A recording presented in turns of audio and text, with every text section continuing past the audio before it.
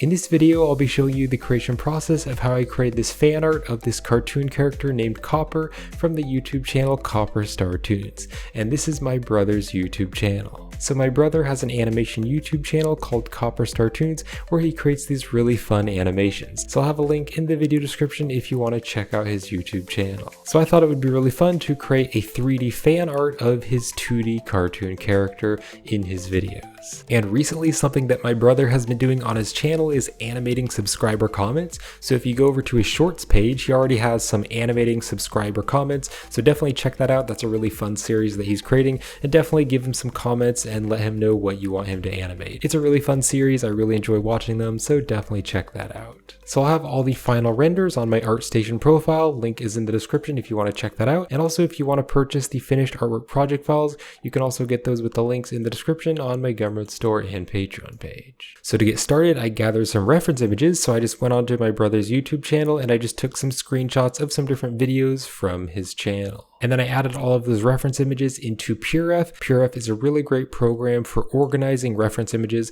So I just put them on a separate monitor so I could look at all the reference images as I was modeling and sculpting. So then I got started with the modeling. So I just started off by adding a cube and I just added some loop cuts and just made it kind of like an oval shape. And then I made the top a bit smaller for where the shoulders are. And then I deleted half of it and added a mirror modifier to mirror it over to the other side. Then I selected the 4 faces on the side there and extruded that out for his shirt. And then just kind of brought that down and added a few loop cuts just to sharpen up the shirt. Then I used the knife tool to cut out the top of the shirt so that the neck and the head can come out, and just extruded that part in. And then I selected the entire loop on the bottom of the shirt and duplicated that and started modeling the pants. So just extruding the pants down, and then you can see that the individual pant legs aren't actually perfectly circular, so I used the Loop Tools add-on. So it's a built-in Blender extension. You can enable it in the Blender extensions in the user preferences, and so when you install the add-on, you can just open it up, and then in edit mode, select the circle, and then click on the circle button, and that's going to make it a perfect circle. And then I did the same thing for the arms, so I duplicated a circle, and then I used the circle button on the loop tools to make it a perfect circle, and then I just extruded down the arms. Now Copper has 3 fingers, pretty classic for a cartoon character, so I added a cylinder, just rotated it over, added a subdivision surface modifier so it's more smooth, and then just added those 3 fingers right off of the hand, and then also made a thumb. Now at this point I had most of the body done, but I wanted to make sure I got the proportions right, so I just dragged in the image as a reference image into Blender and just kind of scaled it to fit the size of my character, and then just continued on by modeling the feet, just extruding the feet out. Now I wasn't concerned about getting the shape exactly perfect because I was going to sculpt it. However, if you have a base mesh which is pretty close to the general shape, then it's a lot easier to sculpt it because the general shapes are already there. So I got it pretty close, but I do sculpt the mesh later. So then I also wanted to sculpt the neck, and what's really cool about the Loop Tools add-on is it actually still works with the mirror modifier. So you can see here I am mirroring the neck, but it actually still is a circular shape even though it has a mirror. So just bringing that neck down, extruding it up, and then also adding an icosphere for the head because he has a big circular head. And then you can see I'm comparing it to the reference images to make sure it's the correct size. Now I wanted to use the remesh feature during the sculpting, but in order for the remesh to work properly, the mesh needs to be like watertight, so it can't have any big open holes. So I had to go into edit mode and just fill the top faces, and then I could go into edit mode and remesh it, and then that way all the fingers and the arms were all connected as one object, and I could start with the sculpting. So I went into sculpt mode and I did use my drawing tablet. This is the drawing tablet that I use, and I do have some Amazon affiliate links to some tablets I recommend if you're interested in checking those out. So I just merged the palm and the fingers together because they weren't really that smooth, and then I also had to use the grab brush to kind of pull down in between the fingers. The mesh was a little bit messed up in the middle, so I kind of had to fiddle around with that to kind of fix the mesh inside the fingers. Now I looked at the reference images and the fingers looked a little bit more of like a squarish shape, and I didn't want the mesh to be super blobby. I really wanted the mesh's shape to be more defined. So I used the crease brush and I just kind of creased the edges to make the fingers a little bit more of a square shape. So they're still mostly round, but they just kind of have some square edges. So I think that really made it look more cartoony and stylized. So then I also sculpted the shirt and I wanted to add just a few creases for like some wrinkles, but because this is a cartoon character or it's fan art of a cartoon character, I didn't want to add too many wrinkles. So I just added a few wrinkles here and there. And also I kind of sharpened up the top of the shirt shirt, kind of the collar of the shirt, and then also added just a few wrinkles to the bottom of the shirt. And then I also sculpted the legs, so I had to fill the top part of the legs, and then that way I could use the remesh feature. If you don't fill your entire object and there's a big gap and it's not watertight, then when you try to remesh it, there's going to be a bunch of holes in your mesh, so it'll be really messed up. And so then I'm just like creating some folds and adding like some tension to the folds to make it look more like fabric. And then the funny thing about Copper is that his pants and his shoes are like connected, so I just kind of sculpted that all in one object. So then I wanted to model the hat, so I just added a cylinder and turned down the topology and just modeled a basic hat, and then added some loop cuts just to sharpen the cap, and then added a subdivision surface modifier, and then also just duplicated the back of the mesh and made like the sunshade part on the back of the cap. Then I wanted to get started with the eyes, so I added a plane and I rotated the plane and just kind of made it really thin. Now to make sure the eyes were like pressed up against the face, I added some loop cuts to subdivide it so it has more geometry, and then I added the mirror modifier so it's mirrored over to the other side, then the shrink wrap modifier so it shrink wraps onto the face, then the solidify modifier to give it some thickness, and then finally the subsurf modifier. So the combination of all those four modifiers, the mirror, then the shrink wrap, the solidify, and the subdivision, just really help to make a nice mesh, kind of a flat mesh, which you can move around on the character to add like a face. And then I also added just like the bottom eyelids. You can kind of see the bottom eyelids on the character. So then I wanted to get started with some of the materials, even though the modeling wasn't completely done, but I wanted to just make some base materials, so I just added some basic colors. The materials were really easy. So then I also wanted to do some basic lighting just to kind of see how the character was looking. So I used the Easy HDRI add-on. It's an amazing free add-on. You can download it with the link in the video description, or you can also help support me and the creator by using my affiliate link and just adding a few dollars into the price box on Gumroad to help support the creator. And what I love so much about the Easy HDRI add-on is you can just open up a folder with all of your HDRIs, and then you can just quickly jump through all the HDRIs and quickly view all the different HDRIs to see which HDRI works best for your scene.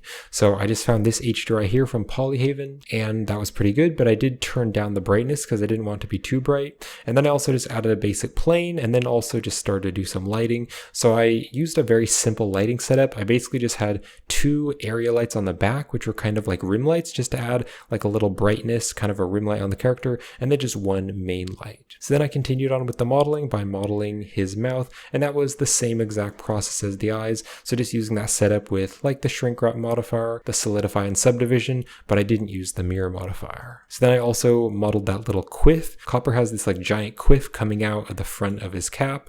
So this was pretty easy to model, just kind of modeling this piece here. It kind of looks like a big like rhino horn or something. Now when I went into sculpt mode, I tried to sculpt it and it just like wasn't sculpting. The brushes like weren't interacting with the mesh. So I went back to object mode and then went back to sculpt mode, and I realized Blender was giving me this error saying object has negative scale, sculpting may be unpredictable. So that was kind of a simple mistake. I don't know how that happened, but it was pretty easy to fix. I just applied the object scale and then the brushes interacted just fine. So then I just kind of sculpted that kind of flame shape for Copper's hair. And then for the material, I just added kind of a brown rough material. So then I started modeling the eyebrows, and that I just used the same exact setup. So I just duplicated a piece from the mouth and modeled the eyebrows. Pretty easy to set up. And the shrink wrap modifier makes it so easy to model. So then I also wanted to, of course, give him a better expression and break the symmetry. So you can see I'm just moving the eyebrows around just to break the symmetry, so his eyebrows are a little bit different. And then also just continuing to break the symmetry by rotating his cap over so that it's rotated over to one side, and also rotating his head around. Now the last thing that I need to do for the modeling was to model the star, and a really easy way to model the star is to add a circle and make the circle have 10 vertices, and then you can select every single other vertex and then scale all those vertices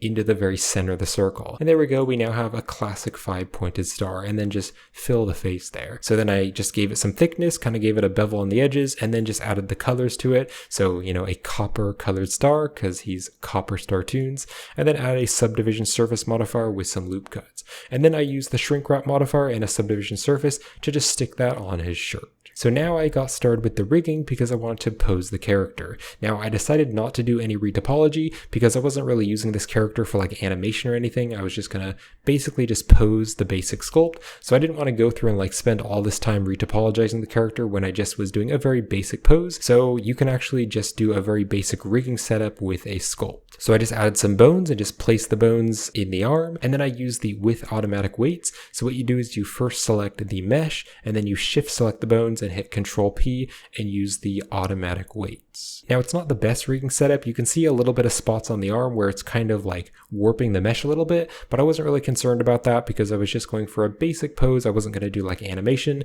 And so what I actually do is after I pose it, I actually apply the rigging and then I just go back into sculpt mode and kind of fix any of the issues. So I moved his arm up and then made him doing a thumbs up, and just to kind of break the symmetry, I also moved his other arm out a little bit. So pretty simple rigging setup. It's kind of just a quick and dirty method, so definitely not very good for animation because this is like a really high poly mesh because it's a sculpt, but it does work great if you're just gonna do a basic pose. So then I did the same thing for the legs. So I added bones onto the legs and then just parented it with automatic weights. And you can see here, just by moving the feet a little bit and moving the arms a little bit, it just makes him feel so much more alive and gives him a lot more of an expression. And then what I also noticed is that the fingers looked a bit too small, so I just scaled up the bones and then that just scaled up the fingers. So then what I did is I applied the armature modifier, because when you rig a mesh, it's actually added as a modifier. So you can just apply the modifier and then the mesh will become static. So after I applied all the modifiers, I just went back into sculpt mode, but this time I turned off the symmetry in the sculpt mode, and that way it wouldn't like mess up the mirror because the objects aren't mirrored anymore.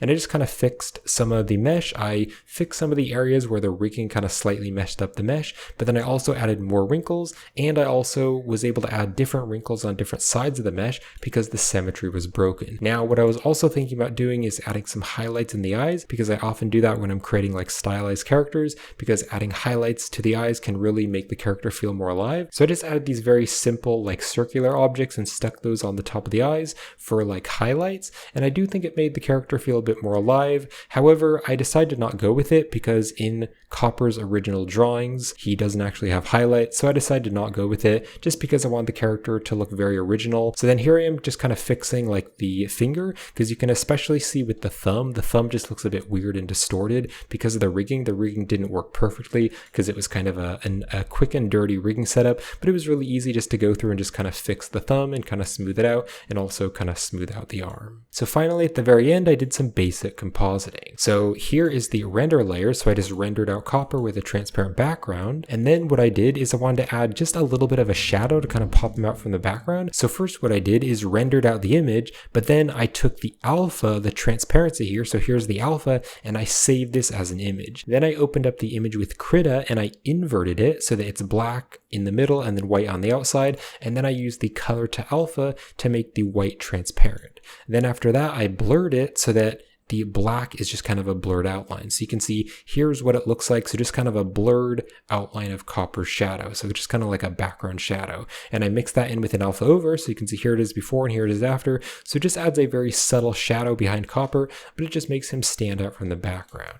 So then what I wanted to do is I wanted to create the classic texture in the background of his YouTube channel. So if you take a look at his YouTube channel, he has kind of this cool like splotchy yellow texture. He also has it in his profile picture. And I was looking at that thinking like, how could I make that in Blender? And then I realized that that looks exactly like the procedural Voronoi texture with the detail turned up. So recently in the new Blender version of Blender 4.5, they added the procedural textures into the compositor. And so I'm so happy about this new feature. I have a video on it if you want to check it out. So I added the Voronoi texture in the compositor, but then you can see I turned up the detail just a little bit, so it just looks a little bit more blobby and splotchy.